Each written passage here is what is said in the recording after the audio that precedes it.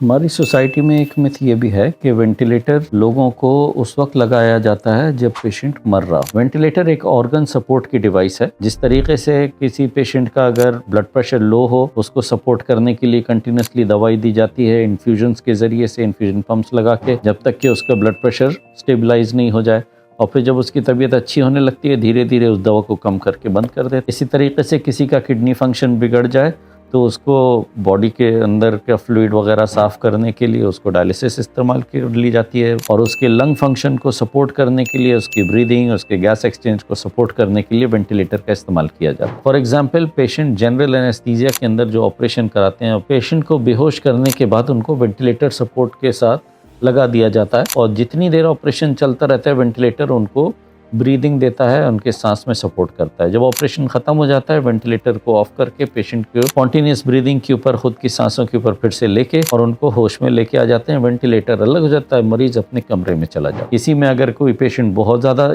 Severely इल होता चला गया, उसकी बीमारी संभल नहीं पाई, तो ऐसे में उसकी डेथ भी हो सकती है। मगर इसका ये मतलब नहीं है कि उसकी डेथ करीब थी इसलिए वेंटिलेटर लगा दिया गया, और जिसको वेंटिलेटर लगा दिया जाता है वो बचता नहीं है। ये बात बिल्कुल गलत है। वेंटिलेटर एक ऑर्गन सपोर्ट की चीज़ है कि उस वक्त में वक्ती तौर पे लंग्स को सपोर्ट की ज़रूरत पड़ी, वेंटिलेटर काम आ गया। I hope that dispels the myth. Thank you so much.